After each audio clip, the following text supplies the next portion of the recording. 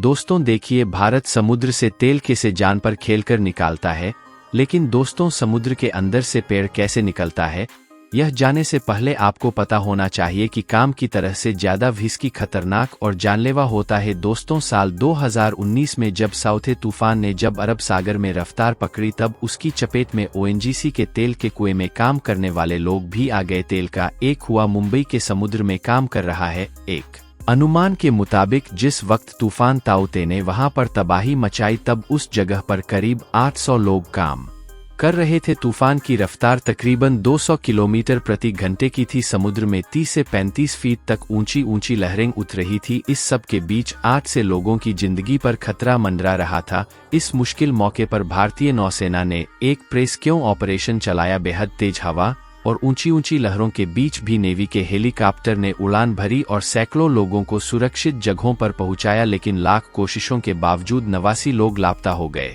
जबकि कई लोगों का कोई सुराग नहीं लग पाया है, यानी कि वह लापता रह गए। यह हमारे देश में समुद्र में गवा एक बहुत बड़ा हादसा था। दोस्तों अब इन सब बातों के बीच सवाल उठता है कि क्या तेल के कुओं पर काम करना इतना इसकी खतरनाक और जानलेवा है? दोस्तों क्या वाकई में लोग जान पर खेलकर समुद्र के अंदर से तेल को निकालते हैं? फेल के रिया को पर काम करने का तरीका किया है, यानी कैसे भारत समुद्र के नीचे से पेन कैसे निकालता है?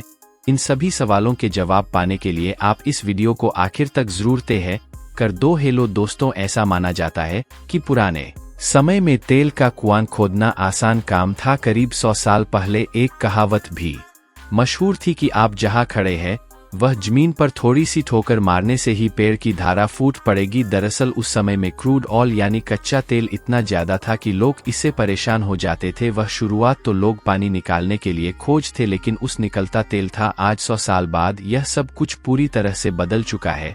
कम डिमांड और ज्यादा सप्लाई वाले सीन्स निकलकर आज हम उसी में पहुंच चुके हैं जहां डिमांड तो बहुत ज्यादा है और उसके मुकाबले सप्लाई बहुत कम। यानी आज हम एक ऐसे दौर में पहुंच चुके हैं जहां तेजी से बढ़ती हुई डिमांड को पूरी करने के लिए कच्चे तेल की आपूर्ति को पूरी करने की कोशिश की जा रही है। कि ऑर्गेनाइजेशन ने अपनी रिपोर्ट में साफ लिखा है कि जो देश कच्चे तेल से समृद्ध थे, यानी जहां बहुतायत में कच्चा तेल मिलता था, उसकी प्रोडक्शन को हाईएस्ट पीक को पार कर चुके हैं। यानी दुनिया भर की तेल संबंधित जरूरतें हाशिए पर आ सकती है।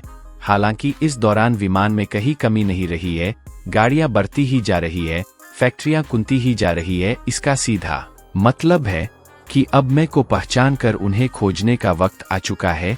अब असल बात यह है कि जब हमारी धरती का 70% हिस्सा पानी ही है, तो ऐसे में तेल के लिए समुद्र में खुदाई करने के अलावा कोई और विकल्प बचता भी तो नहीं है। और आज भारत समेत दुनिया के ज्यादातर देश यही तो कर रहे हैं। दुनिया भर में समुद्र की तलहटी से तेल निकालने का काम हो कि तकनीकी रूप से यह काफी मुश्किल काम है। पहले तेल का कुआं ढूंढना और फिर बाहर ऑयल फिक्स बनाना, यह काफी खर्चीला काम भी है। तेल के कुओं से तेल निकालने के सिस्टम को समझने से पहले ऑयल दीक्षित यानी ऐसी कोई के हिस्से को समझना होगा। सबसे पहले यह जान लीजिए कि यह तेल के कुएं पूरी तरह से समुद्र में पड़ते हुए इस प्रकार है, मतलब जब चाहे सब कुछ समेट कर किनारे पर लगाया जा सकता है या फिर लाया जा सकता है। हालांकि तेल के कुएं परसों तक काम चलता है। मूल रूप से तेल की कुओं में 2 तरह के स्ट्रक्चर होते हैं। संगीत की एक हिस्सा वो जहां तेल निकालने के लिए ब्रिंग वाला काम होता है, संगीत, और दूसरा बे जहां काम करने वाले लोग रहते हैं। इसे ओएनजीसी के तेल के कुएं से समझते हैं। दूसरे हिस्से में वे लोग रहते हैं जो अलग अलग शिफ्ट मैट्रिक का काम करते हैं। इस हिस्से में कार्गो शिप भी होते हैं जिनसे माल ढुलाई का काम भी किया जाता है, मतलब कच्चे तेल को किनारे से लाने और मशीनी को तेल के कुएं तक पहुंचाने का इससे किए जाते हैं। इस पूरे तामझाम को निपटाने के लिए सैकड़ों लोगों को रखा जाता है। दोस्तों अब समुद्र से तेल निकालने का सिस्टम की समझ लेते हैं। दरअसल किसी भी तेल निकालने वाली कंपनी में 2 तरह के लोग काम करते हैं। दोस्तों पहला हिस्सा तो वह से जिस पर कुओं से तेल निकालने का काम होता है, यहाँ पर डीलिंग का काम होता है। में कच्चा तेल निकालकर प्रोसेस होने के लिए आगे भेज दिया जाता है। यही तेल ऑयल रिफाइनरी में पहुंचकर हमें और आपको डीजल, पेट्रोल और केरोसिन आदि के रूप में उपलब्ध होता है। हफ्ते कंपनी का काम करने का सिस्टम अलग अलग होता है, लेकिन हर ऑप्शन लोकेशन पर और ऑफ ड्यूटी का सिस्टम भी होता है। और ब्यूटी का सिस्टम पॉइंट ऑफ आधा महीना काम आधा महीना छुट्टी। अगर ओएनजीसी की बात करें तो इनमें दो तरीके के वर्किंग पैटर्न है। 114 दिन का ऑन ऑफ मतलब जो दिन काम करो और चौथा दिन घर पर ही रहो। दूसरा है 21 दिन का और इसमें 21 दिन काम और एक दिन की छुट्टी। जितने दिन और रहते हैं उनमें कोई छुट्टी नहीं होती। कर्मचारियों को घर से विख्यात तेल के को तक पहुंचाने की पूरी जिम्मेदारी ओएनजीसी की रहती है।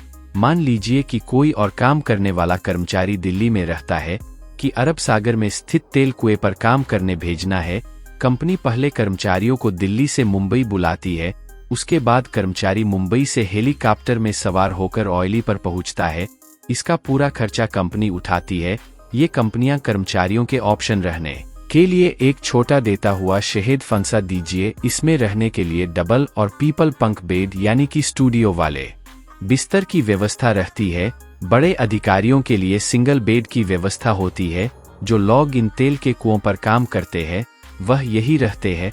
खाने पीने के लिए सप्लाई लगातार शत्रुओं से बनी रहती है और शोर काम कर चुके कर्मचारी बताते हैं कि खाने पीने को लेकर वहाँ कोई दिक्कत नहीं होती, लेकिन वहाँ किचन में कोई खाना पकाया नहीं जाता, मतलब फ्रोजन फूड ही इस्तेमाल किया जाता है। मनोरंजन के लिए टीवी रूम और चेस कैरम लूडो जैसे गेम्स रहते हैं। कर्मचारी दिन और रात की शिफ्ट में काम करते हैं। तेल कुओं पर काम करने वाले मोबाइल फोन नहीं ले जा सकते। प्राइवेट कंपनियां भी ऐसी इजाजत नहीं देती। ऑयल पर बहुत से काम गोपनीयता से होते हैं। कंपनियां सुरक्षा के दृष्टिकोण से वीडियो आदि शूट नहीं करने देते हैं। टॉप कंप्यूटर होते हैं लेकिन इंटरनेट की सीमित सुविधा ही होती है। कंपनी का इंटरनेट होता है, इस पर लिमिटेड वेबसाइट्स ही चलती है, सोशल मीडिया साइट्स नहीं चलती है। और काम करने वाले हर कर्मचारी को एक खास ट्रेनिंग दी जाती है। कर्मचारियों को दो तरह की ट्रेनिंग दी जाती है। पहली ट्रेनिंग हेलीकॉप्टर के दुर्घटनाग्रस्त होने पर उससे बाहर निकलने की होती है। दोस्तों, ट्रेनिंग पानी में रहते हुए सरवाइव करने की दी जाती है, मतलब अगर पानी में गिर जाए तो मदद मिले तक के से खुद को बचाए रखने, यह मोड ट्रेनिंग है। इसके अलावा ऑफ और कर्मचारी लगातार अलग अलग तरह की डील करते रहते हैं।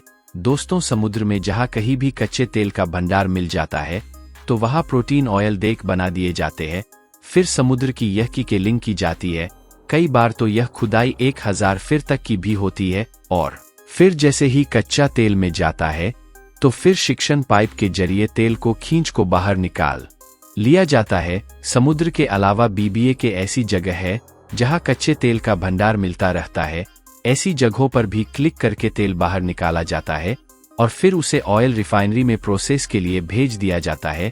आप इस कच्चे तेल से हमें डीजल, पेट्रोल, केरोसिन वगैरह यह सब कैसे प्राप्त होता है, यह सब हम आपको अगली वीडियो में बताएंगे। और वीडियो को लाइक, शेयर और चैनल को सब्सक्राइब भी जरूर कर